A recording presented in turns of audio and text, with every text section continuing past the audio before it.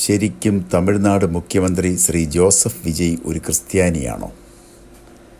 ചില ദിവസങ്ങളായി സോഷ്യൽ മീഡിയയിൽ നടക്കുന്ന ചർച്ചകൾ കാണുമ്പോൾ ആർക്കും അങ്ങനെ തോന്നാം. അങ്ങനെ തോന്നുന്നവരെ കുറ്റം പറയാനും കഴിയില്ല. തമിഴ്നാട്ടിലെ ക്രിസ്ത്യാനികൾ തന്നെ അങ്ങനെ ചോദിച്ചു തുടങ്ങിയിരിക്കുന്നു. കാരണം അദ്ദേഹത്തിൻ്റെ പിതാവ് സേനാപതി ആൽബർട്ട് ചന്ദ്രശേഖർ എന്ന എസ്.എ. ചന്ദ്രശേഖർ പറയുന്നു, വിജയിയുടെ സർട്ടിഫിക്കറ്റിൽ ഒരു മതവും ചേർത്തിട്ടില്ല എന്ന്. മാത്രമല്ല, ബൈബിൾ വായിക്കുന്നു, മനപ്പാഠം പഠിക്കുന്നു എന്ന് പറയുന്ന വിജയ് ബൈബിളിൽ പറയുന്ന പലതിനും എതിരാണ് എന്നതാണ് സത്യം.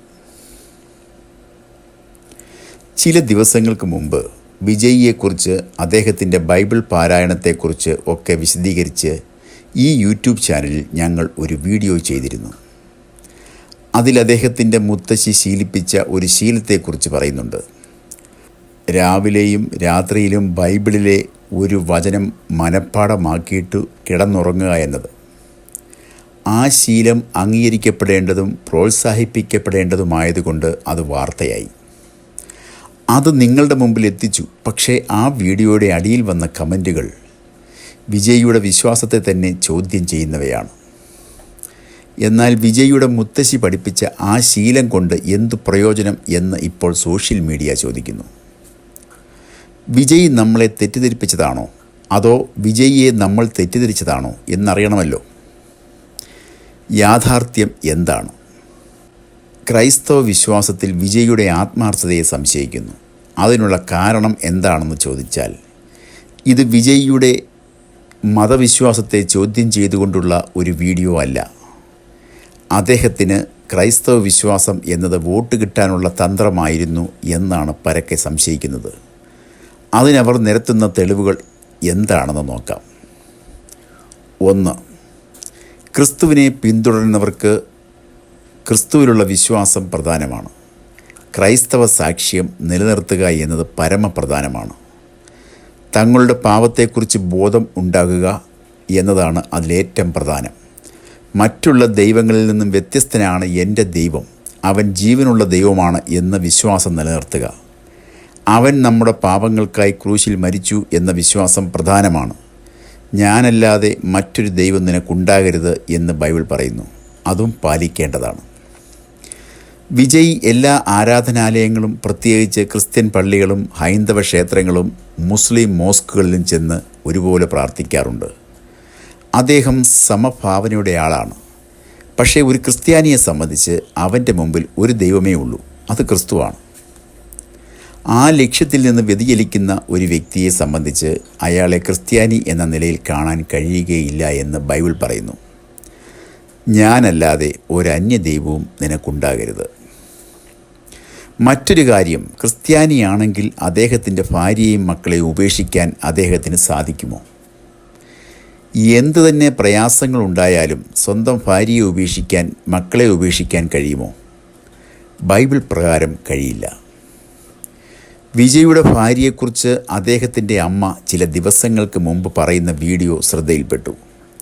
തികച്ചും വീട്ടുകാര്യങ്ങൾ നോക്കി അടങ്ങി ഒതുങ്ങി നിൽക്കുന്ന ഒരു സ്ത്രീ എന്നാണ് അമ്മായിയമ്മ വിജയുടെ ഭാര്യയായ സംഗീതയെക്കുറിച്ച് പറയുന്നത്.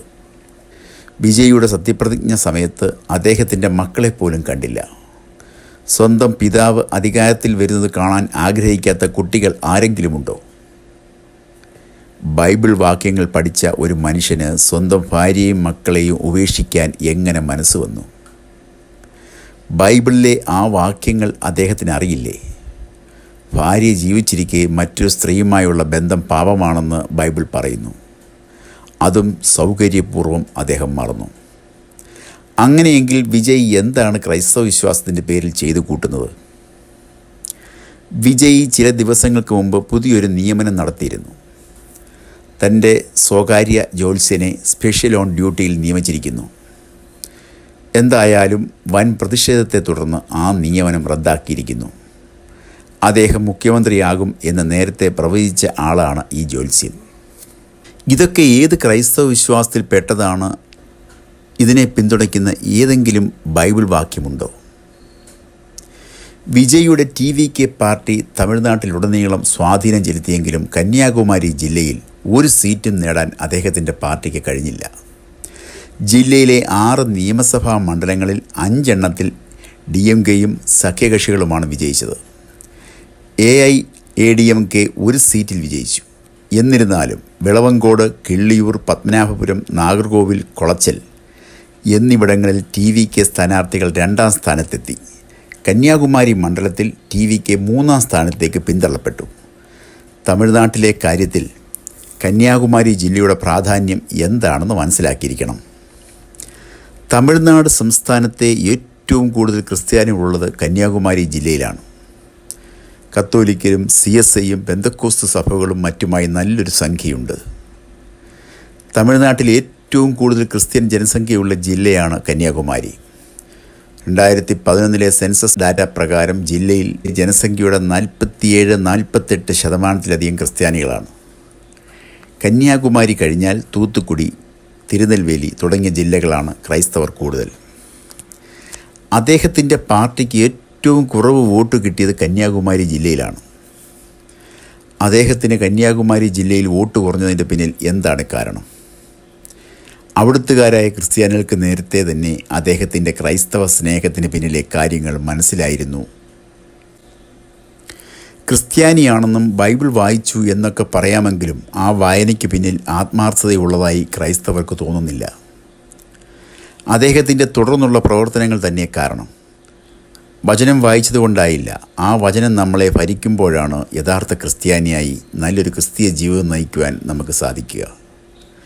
ഇങ്ങനെയൊക്കെയാണെങ്കിലും വിജയിയുടെ ഗവൺമെൻറ് തമിഴ് മക്കൾക്ക് പ്രയോജനകരമായി നല്ലൊരു ഭരണം കാഴ്ചവെക്കുവാൻ അവസരം ലഭിക്കട്ടെ. ഇത് സംബന്ധിച്ച ചില മറുപടികൾ കമൻ്റായി വന്നത് വായിക്കാം. ആഗ്രഹിക്കുന്ന എന്ത് കാര്യവും വചനം വായിച്ചിട്ട് ജ്യോത്സ്യ ഉപദേശമാക്കി കാമുകിയുടെ പുറകെ നടക്കുന്നു എന്ന് ഒരു കമൻറ്റ്. 2ാമത്തെ കമൻറ്റ്, ദൈവവചനവുമായി അഭേദ്യമായ ബന്ധമുണ്ടായിരുന്നുവെങ്കിൽ ആദ്യ ഭാര്യ ജീവിച്ചിരിക്കെ മറ്റൊരു സ്ത്രീയെ ഭാര്യ എന്ന പദവി കൊടുത്ത് പ്രാപിക്കുവാൻ ഇദ്ദേഹത്തിന് കഴിയുമായിരുന്നോ? മറ്റൊരു കമൻറ്റ്, ബൈബിൾ വാക്യങ്ങൾ പഠിക്കുന്നതിന് മുമ്പ് 10 കൽപ്പനകൾ പഠിച്ചിരുന്നെങ്കിൽ കൊള്ളാമായിരുന്നു. അടുത്തത്, വൃക്ഷത്തെ ഫലം കൊണ്ട് തിരിച്ചറിയാം. വചനം വായിക്കുന്നതിന് അങ്ങനെ കുറേ ഗുണങ്ങളുണ്ട്. ബൈബിൾ പഠിച്ചാൽ പോരാ, ജീവിതത്തിൽ കാണിക്കണം. അടുത്തത്, ദൈവം അവനെ സകല അനർത്ഥത്തിൽ നിന്നും വിടുവിക്കും. വിജയ് യേശുവിനെ അറിഞ്ഞു, പക്ഷേ ദൈവം ആരാണെന്നറിയില്ല. അതൊരു സത്യമാണ്. വിജയ് വചനം പഠിച്ചിട്ടുണ്ടെങ്കിൽ ജീവിതവും യേശുക്രിസ്തു ക്രമീകരിക്കും. അടുത്ത കമൻറ്റ്, ദൈവം വിജയിയെക്കുറിച്ച് വലിയൊരു പ്ലാനും പദ്ധതിയും തയ്യാറാക്കിയിട്ടുണ്ട്. അടുത്തത്, നിൻ്റെ ദൈവം ഞാനാകുന്നു, ഞാനല്ലാതെ മറ്റൊരു ദൈവം നിനക്കുണ്ടാകരുത്. ഫലത്തിൽ നിന്നും വൃക്ഷത്തെ തിരിച്ചറിയാം. അടുത്തത്, എത്ര വാക്യങ്ങൾ കാണാതെ പഠിച്ചാലും പ്രമാണമനുസരിച്ചല്ല ജീവിതമെങ്കിൽ എന്തു പ്രയോജനം? ദൈവവചനത്തിനനുസരിച്ച് ജീവിക്കുക കൂടി ചെയ്യണം. സ്വന്തം ഭാര്യയും മക്കളും ഉള്ളയാൾ മറ്റൊരു സ്ത്രീയെ കൂടി കൂട്ടിയത് ഒരിക്കലും ശരിയല്ല. ബൈബിൾ പഠിച്ചിട്ട് കാര്യമില്ല. കാരണം ബൈബിൾ സത്യവചനമാണ്, ജീവൻ്റെ വചനം. പക്ഷേ വിജയ് ഒരു നല്ല മനുഷ്യനാണെന്ന് തോന്നുന്നില്ല. അയാൾ സ്വന്തം ഭാര്യയും മക്കളെയും ഉപേക്ഷിച്ചവൻ, കണ്ട സ്ത്രീകളുടെ കൂടെ നടക്കുന്നവൻ, സ്വന്തം ഭാര്യയെ ഉപേക്ഷിക്കുന്നവൻ വ്യഭിചാരം ചെയ്യുന്നു എന്നാണ് പരിശുദ്ധ വേദപുസ്തകം പറയുന്നത്. അങ്ങനെ പോകുന്നു കമൻറ്റുകൾ.